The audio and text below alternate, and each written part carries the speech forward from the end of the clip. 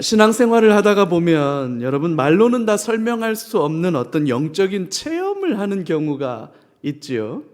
요즘에는 좀 그런 이야기를 하는 분들이 많이 안 계시는 것 같긴 한데, 한때는 좀 그런 어떤 영적인 신비한 체험을 참 많이 강조하기도 하고 이야기하기도 했습니다. 왜냐하면 사람은 영적인 존재이기 때문에 그래요.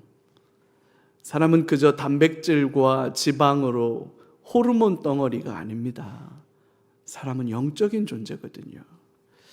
그래서 신비한 영적인 체험을 하면 그 자체로 우리의 믿음이 성장하고 자라나는 계기가 되기도 하죠.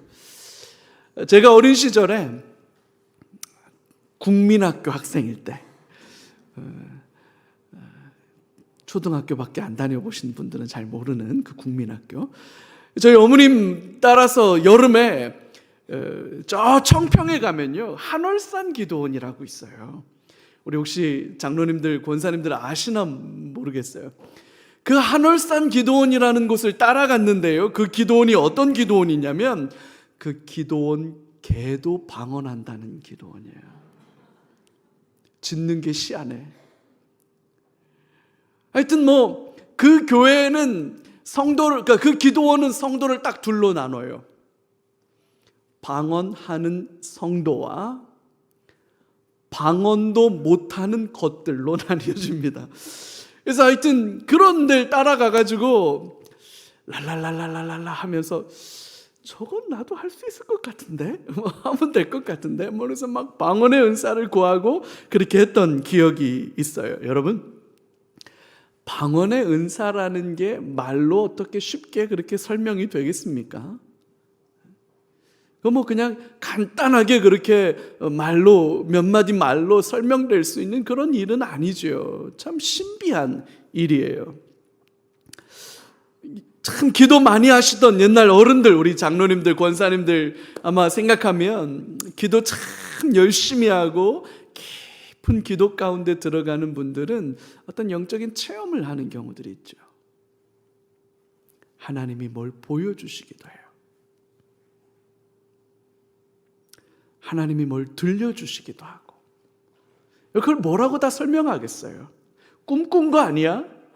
꿈꾼 거 아니에요. 어떤 분들은 깊이 기도하는 동안 말로는 설명할 수 없는 향기를 경험하는 분들이 있어요. 이건 샤넬 넘버 5 이런 거하고는 비교할 수 없는 거예요. 이유를 설명할 수 없는 그 엄청난 향기가 나를 사로잡는 일들이 있죠. 어떤 분들은 불에 댄 듯한 뜨거움을 경험하기도 해요. 그래서 옛날에 이렇게 손을 얹고 기도하는데 이렇게 샤워할 때 보니까 손가락 5개, 손바닥 무슨 안중근 의사 도장 찍어놓은 것도 아닌데 새카맣게 그렇게 도장 찍히는 일들이 있어요. 여러분, 이걸 어떻게 말로 설명하겠어요? 제가 아는 어떤 분은요, 젊은 시절에 엄청나게 방황을 했어요. 너무너무 방황하면서 사는 게 이제 힘들어, 사는 게 싫어, 이제 그만 살아야겠다, 죽고 싶은 마음에 술을 잔뜩 먹고 광화문 내거리에, 그 큰 거리에, 종로 그 큰 거리에 한밤중에 그냥 들어 누웠답니다. 차가 지나가면서 어떻게 좀 해달라고, 그런 마음으로 한밤중에 가서 그렇게 들어 누웠는데, 세상에 그 밤중에 사람 도로 한복판에 누워있는 걸 운전자들이 어떻게 용케 잘도 알아보고 지나가는 차들마다 그냥 막 빵빵거리고 막 창문 내려가지고 야이 그냥 막 그냥 해대는 거죠. 아니, 나 좀 어떻게 좀 하라고, 그 누워있었던 건데 사람들 빵빵거리고 막 욕만 해대니까 누워있다가 안 되겠다, 이거 안 되겠다, 이래가지고 못 죽겠다 싶어가지고, 야, 죽는 것도 맘대로 안 된다 이래가지고 막 더 화가 나가지고 그냥 막 밤길을 헤매고 다니는데, 밤길을 헤매고 다니다가 보니까 저 언덕배기 위에 십자가가 보이더랍니다. 빨간 십자가가. 그 십자가를 보는 순간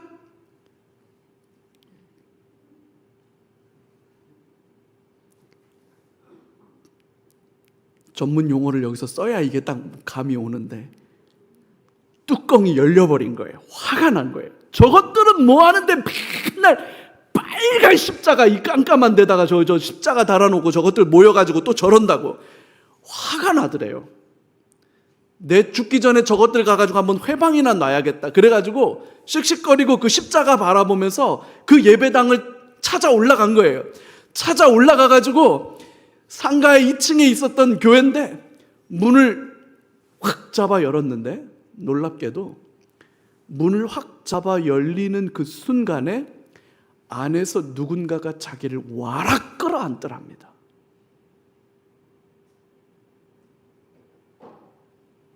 확 끌어안으면서 세상 경험할 수 없는 따뜻함과 그 포근함이 밀려오더랍니다.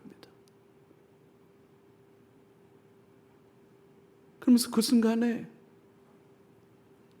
왜 이제 왔니? 참 잘 왔다 라는 부드러운 음성이 들린 거예요. 내 저것들 다 어떻게 해보겠다고 올라가가지고 문 그렇게 열었는데, 그 순간에 누가 진짜로 안아준 게 아니라 그냥, 아마 혹자는 그 추운 겨울에 안에 그 난로 피워놓고 있었으니까 따뜻한 기운 때문에 그랬겠지. 그랬던 거지. 이게 뭘 누가 안아줘. 이걸 여러분 누가 설명할 수 있겠어요? 이거 설명이 안 되는 거죠. 그래서 왜 이제 왔니? 참 잘 왔다 라고 하는 그 말 한마디에 완전 꼬꾸라진 거예요. 그래서 꼬꾸라져가지고 막 겨우 기어가지고 맨 뒤에 장의자에 앉아가지고 거의 뭐 눕듯이 앉아가지고, 그때 그 교회가 마침 새벽 예배하고 있다가, 조그만한 교회 목사님과 권사님 몇 분 모여서 새벽 예배하고 있는데 갑자기 청년 하나가 문 확 열고 들어오더니 갑자기 꼬꾸라져가지고 막 꺼이꺼이 우는 거예요. 그리고 맨 뒷자리에 앉아가지고 예배가 끝날 때까지 계속 막 꺼이꺼이 서럽게 우는 거예요. 그러니까 설교하던 목사님도 놀라고 기도하던 권사님들은 더 놀라고, 이게 또 뭔 일이냐. 그래가지고 그날 새벽 예배 끝나도 성도님들 돌아가지도 못하고 막 그렇게 하고 있다가 이제 목사님이 좀 진정이 돼가지고 청년 옆에 와가지고 왔더니 세상에 막 고주망태가 돼갖고 온 거잖아요. 술 냄새 막 쩔고 막. 그래서 자초지정 들었더니 뭐 이러저런 했다고 그러면서, 그분이 지금 선교사님이에요. 저랑 같이 선교사 훈련 받다가 만난 분인데, 그분은 그렇게 예수님 만난 거예요. 여러분, 이걸 뭐라고 설명하겠어요? 이걸 뭐 어떻게 설명하겠어요? 정말 이건 신비한, 참 놀라운 영적인 체험이죠.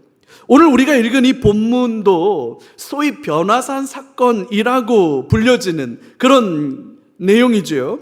말로는 다 설명할 수 없는 신비한 영적인 체험을 제자들이 했어요. 도대체 이게 무슨 일이냐? 그리고 왜 이런 일들이 일어난 거고, 이 일을 통해서 주님이 저와 여러분들에게 하시려는 말씀이 뭐냐, 우리가 이걸 한번 찬찬히 묵상해 보는 시간이 되기를 바랍니다. 첫 번째로는 이거예요. 해와 같이 얼굴이 빛났고 예수님의 옷은 빛처럼 하얘졌다는 거예요. 예수님께서 소수의 제자들만을 데리고 높은 산에 따로 올라가셨는데, 그 산에 올라가셨을 때 한순간 예수님이 너무나도 놀랍고 영광스러운 모습으로 변하셨어요. 오늘 본문 2절입니다. 같이 한번 읽어볼까요? 2절. 그들 앞에서 변형되사 그 얼굴이 해같이 빛나며 옷이 빛과 같이 희어졌더라. 얼굴이 해같이 빛났다. 옷은 빛과 같이 하얘졌다. 형체와 모양은 분명 예수님인데 그 예수님의 모습이 완전히 달라졌어요. 우리의 언어와 우리의 표현으로는 어떻게 다 담아낼 수 없는 그 영광스러움으로 변화된 거예요. 이야, 대단한 일이 벌어졌어요. 이게 도대체 어떻게 된 일일까? 왜 이런 일이 벌어진 걸까? 이 일을 통해서 저와 여러분들에게 말씀해 주시려고 하는 게 뭘까? 우리가 좀 찬찬히 한번 묵상해 볼 거예요. 이걸 성경 안에서 하나씩 해석해 갈 거예요. 여러분, 성경은 그냥 수박 겉핥기식으로 지나가면 여러분 수박 겉핥으면 수박 맛을 못 느껴요. 수박은 쪼개서 그 안에 속살을 퍼먹어 봐야 진짜 수박 맛을 아는 거거든요. 대충 읽고 지나가면 이 본문이 가진 영광스러움을 놓치는 거예요. 우리가 한번 꼼꼼하게 이 본문을 한번 점검해 보죠. 첫 번째는 이거예요. 이게 도대체 무슨 사건이냐, 어떻게 된 일이냐, 이걸 이해하려면 바로 앞에 본문인 16장 28절을 좀 우리가 봐야 됩니다. 같이 한번 읽을까요? 진실로 너희에게 이르노니 여기 서 있는 사람 중에 죽기 전에 인자가 그 왕권을 가지고 오는 것을 볼 자들도 있느니라. 지난주 우리가 강의했던 본문이죠. 근데 제가 이 말씀, 이 28절에 대해서는 하나도 언급을 안 하고 지나갔어요. 그래서 아마 이상하다, 왜 이 본문은 안 다루고 지나가시나. 왜냐면 이 본문은 오늘 말씀하고 연결되니까 그랬어요. 죽기 전에 인자가 왕권을 가지고 오는 것을 볼 사람도 있을 거다. 주님이 그렇게 말씀하셨어요. 자, 이 본문을 해석할 수 있는 가장 가능성이 높은 거는 두 가지가 있거든요. 하나는 왕권을 가지고 오는 것을 볼 자도 있다라고 하는 이 사건을 재림 사건을 가리키는 것이라고 보는 관점이에요.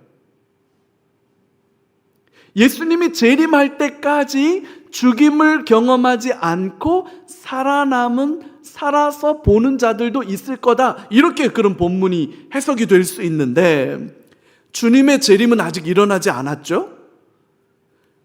지금까지 살아있는 제자도 없죠?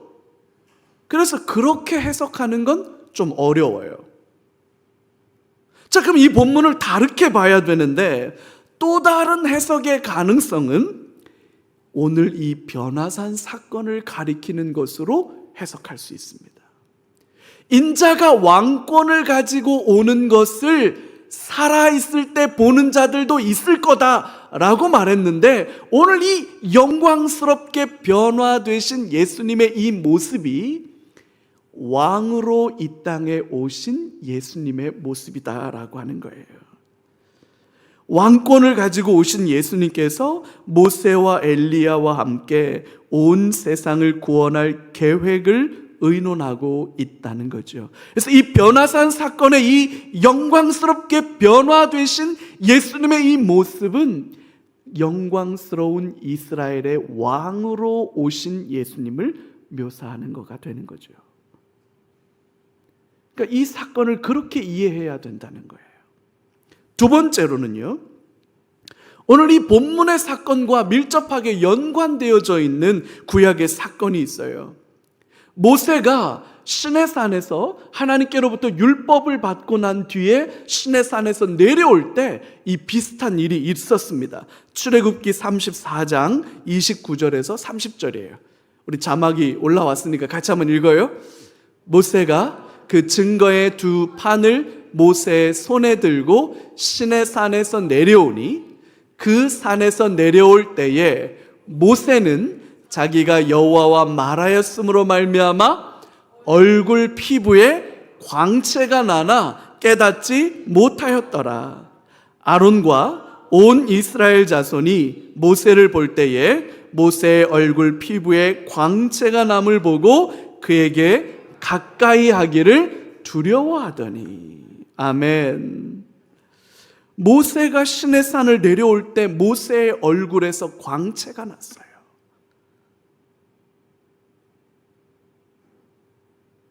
이건 잘 먹고 잘 지내서 소위 때깔 좋네, 기름이 줄줄 흐르네 하는 것과는 여러분 다른 거예요. 왜냐하면 지금 모세는 40일을 금식한 상태예요.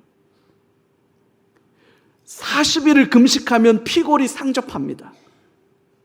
완전히 육체적인 체력과 어떤 그 기력들은 다 빠져나간 상태인데 얼굴에서는 광채가 났던 거예요. 이 광채가 뭡니까? 모세가 시내산 위에서 하나님을 만났다라는 증거예요. 하나님의 영광의 임재가 모세의 얼굴에 드리워진 거지요. 그래서 두 돌판을 들고 내려올 때 모세의 얼굴이 막 빛이 났어요. 모세는 몰랐어. 왜냐면 이때는 거울이 없던 시절이거든. 난 몰랐는데 사람들이 막 웅성웅성 하는 거예요. 그래서 왜 그러냐? 그랬더니 지금 당신의 얼굴에서 빛이 납니다. 우리가 당신의 얼굴을 그냥 쳐다보기가 어렵습니다 라고 말할 정도로 찬란하게 빛이 난 거예요. 이건 모세가 받아가지고 내려온 이 돌판이 누가 준 거다? 하나님이 주신 거다. 모세에게 주신 율법은 누가 준 거다? 하나님이 준 거다. 하나님을 만났고 하나님이 모세와 함께 하셨다라는 명백한 증거가 되는 거잖아요.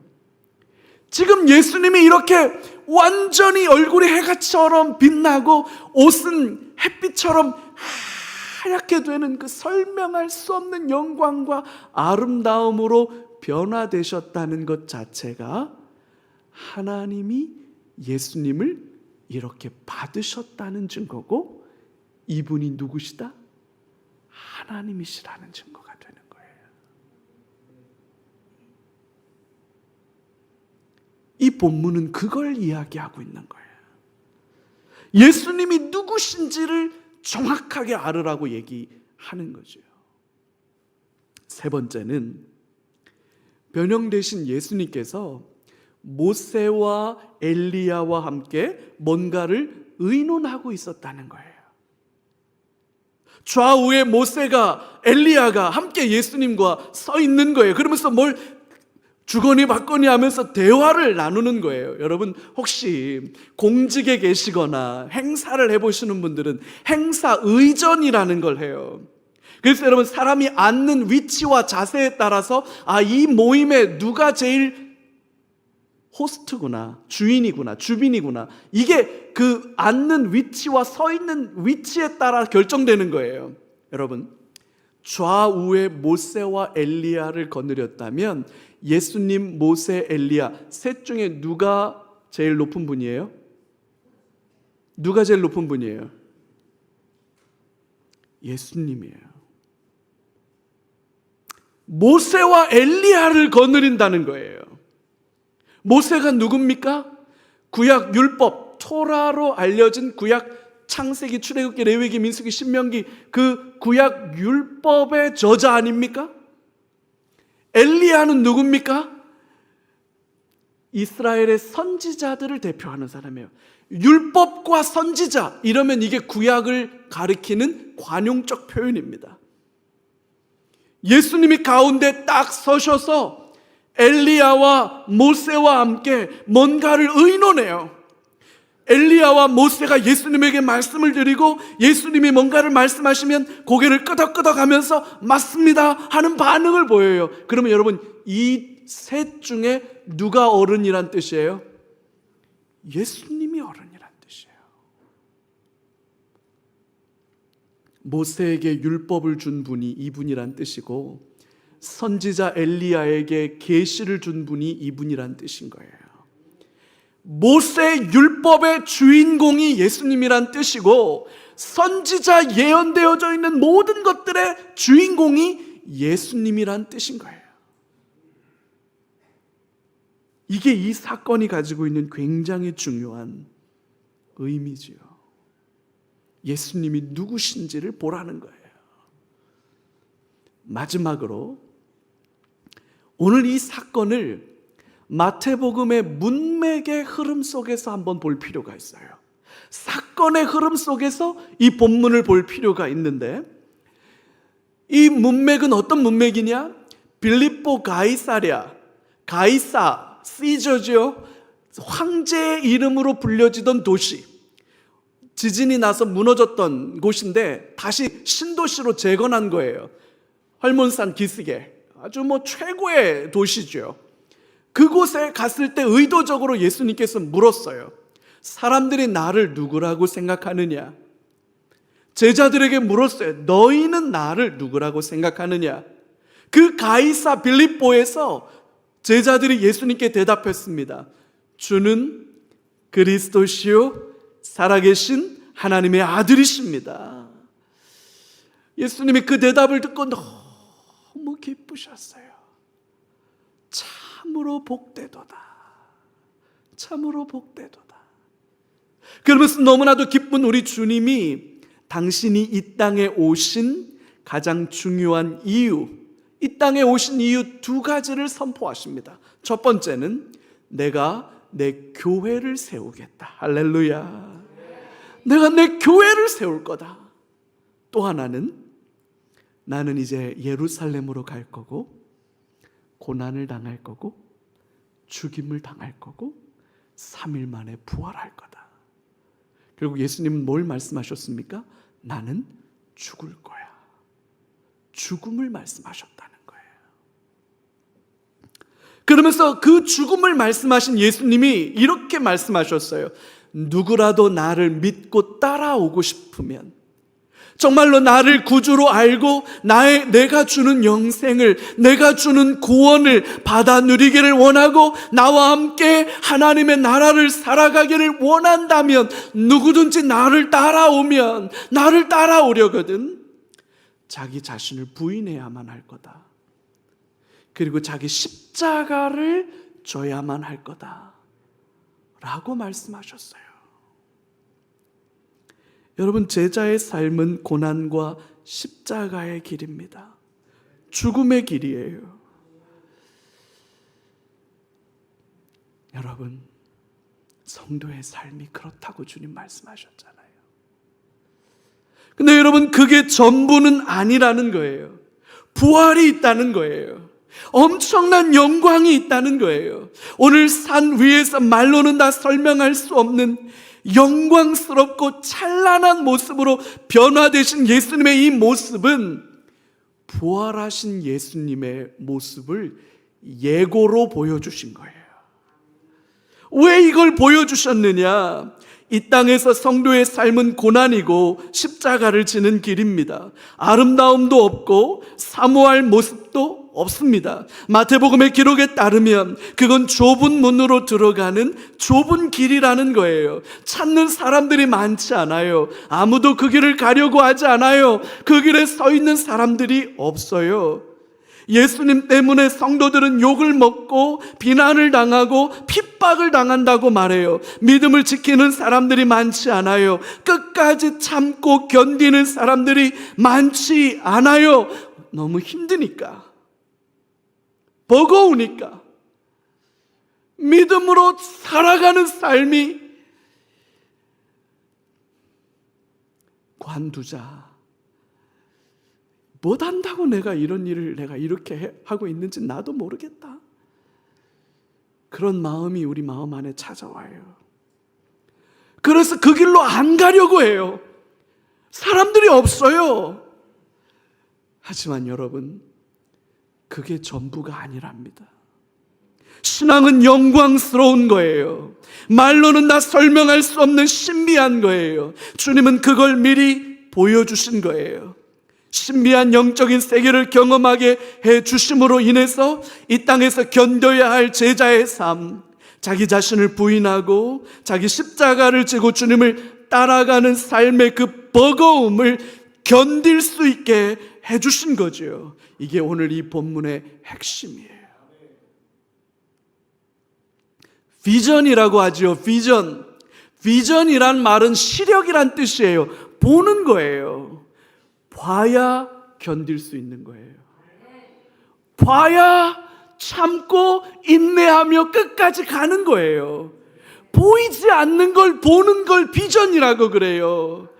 우리 주님이 그래서 이거 보여주신 거예요. No cross, no crown. 여러분, 십자가를 통과하지 않았는데 어떻게 부활이 있을까요? 고난의 길을, 제자의 길을 걸어가는 그 진지한 갈등과 그 씨름이 결여된 채로 어떻게 영광의 자리를 사모할 수 있다고 말할 수 있을까요?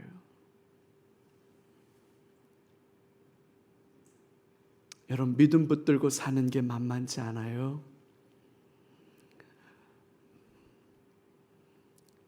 만만치 않아요.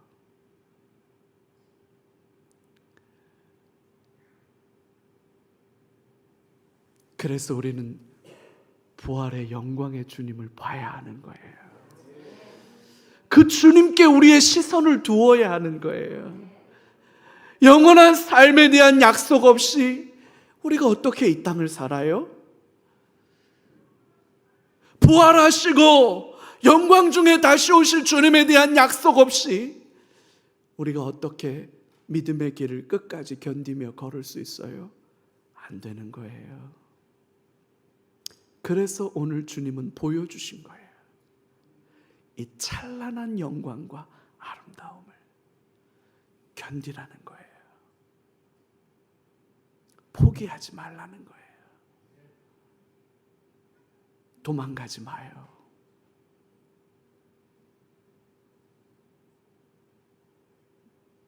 그래서 오늘 주님 이걸 보여주시는 거예요. 그랬더니 베드로가 여기 초막 셋을 짓겠습니다. 여기가 좋다는 거예요. 여기 좋다는 거예요. 너무 좋다는 거예요. 하나는 예수님 위해서, 하나는 엘리야 위해서, 하나는 모세를 위해서 여기서 초막 셋을 짓겠다고 베드로가 말해요. 여러분, 어떤 사람들은 말하고 나서 생각하는 사람이 있어요. 생각하고 말해야 되는데 베드로는 지금 자기가 무슨 말 하는지도 모르는 게 아닌가 싶어요. 이 상황이 지금 어떻게 된 상황인지도 모르고 그냥 막 말이 나오는 대로 하는 거예요. 그래서 베드로가 참 저는 제 스타일이에요. 베드로 너무 좋아. 예수님이 물 위로 걸어오면 저도요, 나도 좀 걸어오라. 그래, 걸어와라. 그랬더니 막 배에서 내려서 막 걸어지네. 근데 막 빠져들어가. 나 죽겠어요. 다시 건져줘요. 그럼 막 이야, 신기한데? 막 이러고. 감람산에 막 베드로가 예수님 잡으러 왔을 때 일단 칼 빼서 일단 귀부터 잘라놓고, 왜 귀를 잘랐는지도 알 수가 없어. 아니, 칼을 빼서 뭘 할 거면 좀 멋있게 막 이렇게 강호에 칼을 뽑았으면 멋있게 했어야 되는데 칼 뽑아서 귀 잘라. 왜 잘랐니? 그 다음에 생각하는 거야. 잘라놓고 어떡하지? 어떡하지? 생각하는 거야. 바퀴벌레 튀어나오면 일단 손으로 잡아놓고 생각하는 사람이 있어요. 어떡하지? 대부분의 사람들은 바퀴벌레가 나오면 저거 어떡하지부터를 생각하고 그 다음에 잡든지 말든지 하다가 대부분 바퀴벌레가 지나가는데, 우리 아마 여기 성도님들 중에 아마 한 3분 정도 그런 분이 있어요. 일단 잡아. 그리고 어떡하지를 그 다음에 생각하는 분들 계셔요.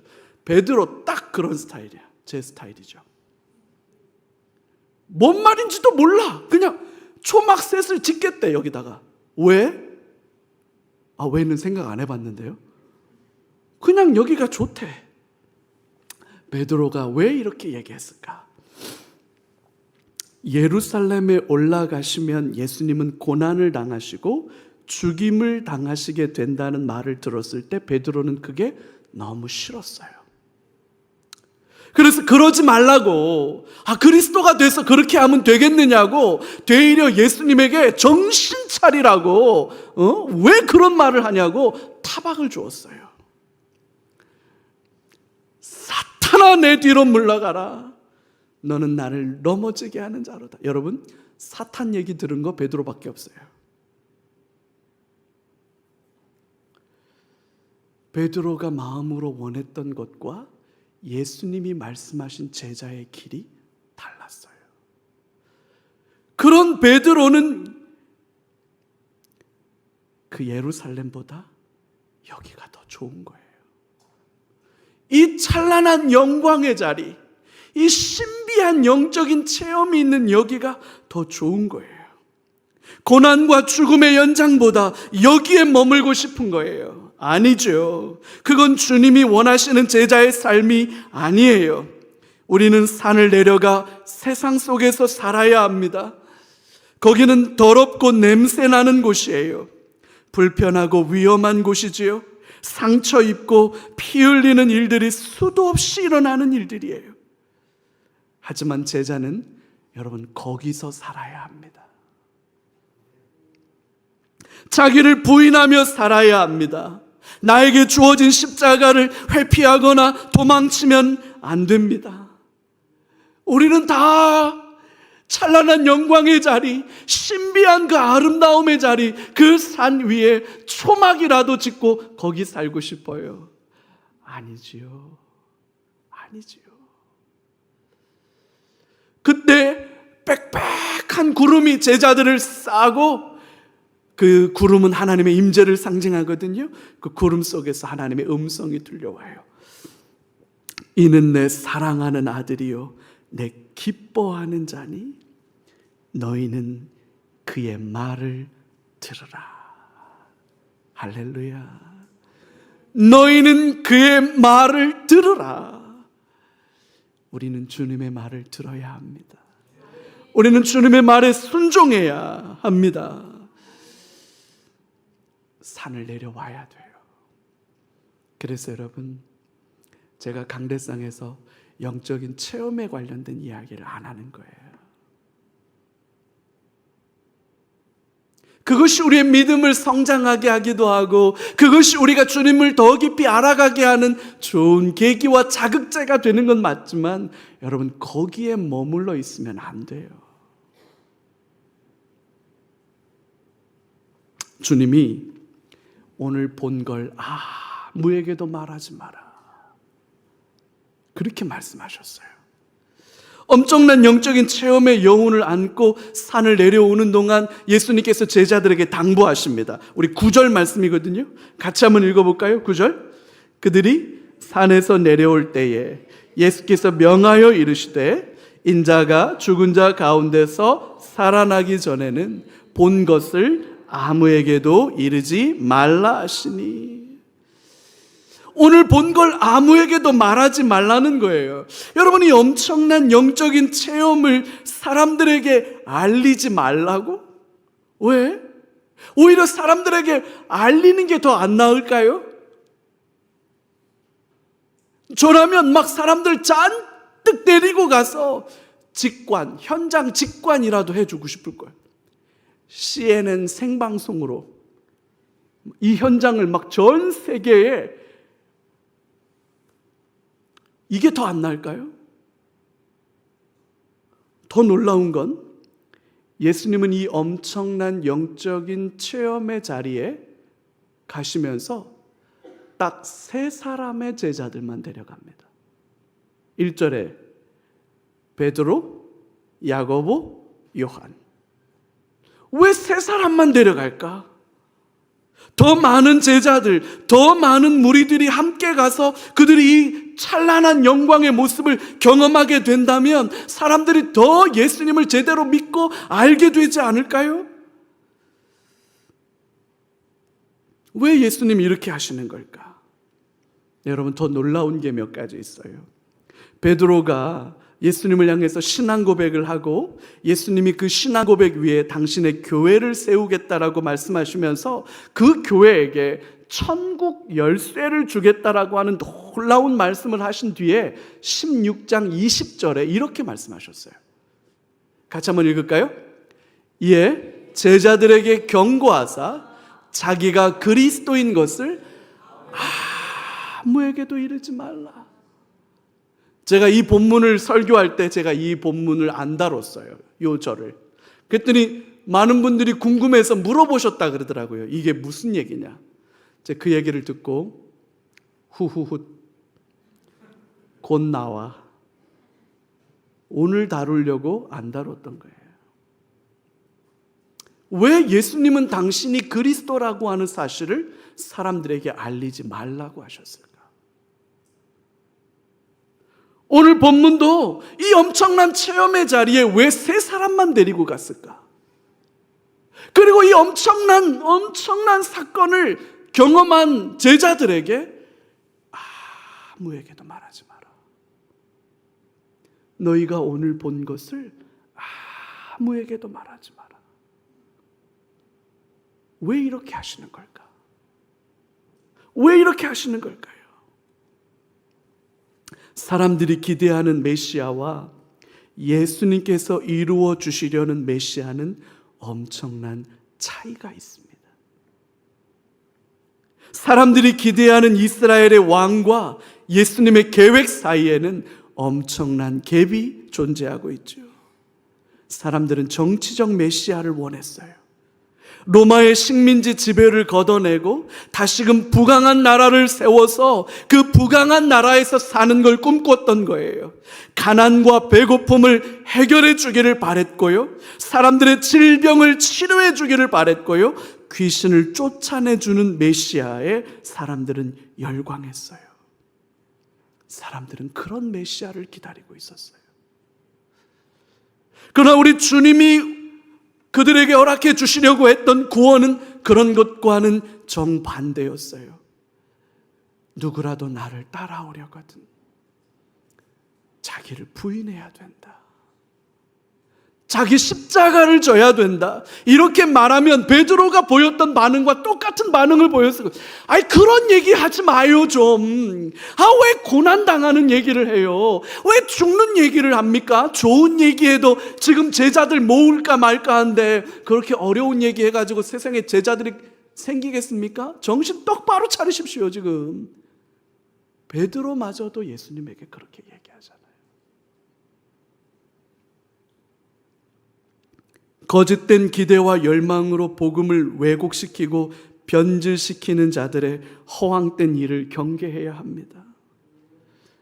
여러분, 이건 저와 여러분들에게도 동일하게 있는 마음이에요.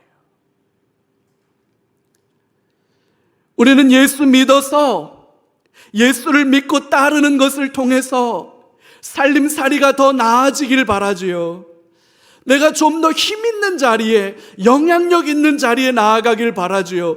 건강하기를 바라지요. 자녀들도 잘 되고 모든 일들이 행복하고 순적하기를 바라요. 우린 그런 메시아를 바라요.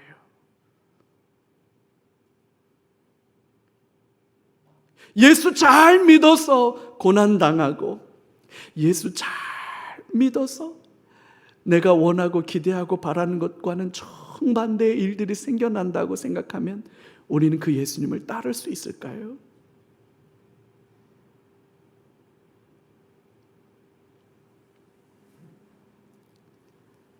그래서 예수님이 부활하시고 난 뒤에서야, 그 찬란한 부활의 영광을 비로소 보고 난 뒤에서야, 십자가를 통과하고 난 뒤에 그 수치와 고통과 그 모멸감을 견뎌낸 뒤에야 부활의 영광이 있다는 걸 제자들도 직접 경험하고 난 뒤에야 예수님의 이 아름다운 일들을 비로소 말할 수 있게 해주신 거예요.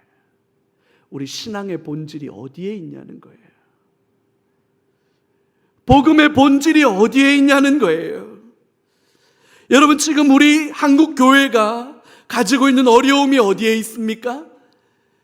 지금 이 나라와 이 민족의 교회가 갖는 여러분 수치와 모멸감의 이유가 어디에 있습니까? 방언의 은사를 받은 사람이 없기 때문입니까? 귀신을 내어 쫓는 능력이 사라졌기 때문입니까? 신유의 은사를 행하는 사람들이 없기 때문입니까? 한번 손을 얹어 기도하면 새카맣게 변하는 그런 놀라운 영적인 능력들이 사라졌기 때문입니까? 복음을 잃어버린 거잖아요. 성도의 삶의 그 영광, 변화된 성도의 삶의 그 인격, 주님이 세우시려고 했던 교회의 그 본질, 우리가 그거 잃어버리니까 교회가 이렇게 되는 거지. 여러분, 영적인 체험이 사라졌기 때문에 우리가 이렇게 가는 건 아니잖아요.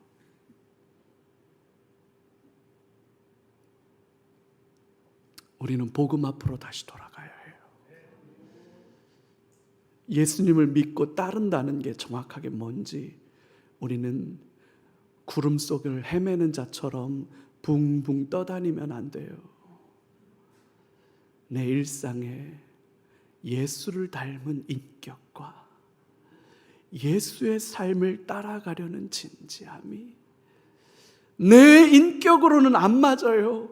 내가 바라고 소원하는 것과는 안 맞아요. 그래서 날마다 나는 나 자신을 부인해야 돼요. 여러분, 신앙생활하는 게 어려워요? 버거워요? 그러면 맞아요. 잘하고 있는 거예요.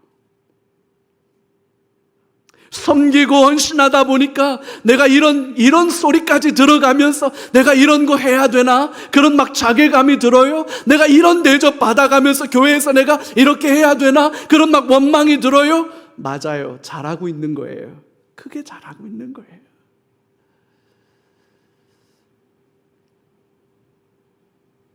우리는 그렇게 나 자신을 부인하고 살아야 해요. 우리는 그렇게 나에게 주어진 십자가를 지고 주님을 따라가야 해요. 그게 복음이에요. 근데 그게 우리 인생에 그렇게 다 끝나냐? 아니요. 이 뒤에는 찬란한 영광과 아름다움이 있어요. 할렐루야. 우리 주님이 맛보여 주셨잖아요. 우리 주님이 보여주셨잖아요. 해와 같이 빛나는 영광으로 우리에게 임하여 주셨잖아요. 옷이 빛처럼 하얗게 빛나는 그 영광을 보여주셨잖아요. 저와 여러분들에게 주어질 영광인 줄로 믿습니다. 우리가 그 길을 따라가면서 주님이 주시는 그 기쁨과 영광을 그 자리까지 참고 견디며 마침내 그 자리에 서는 저와 여러분들 다 되시기를 주님의 이름으로 축복합니다.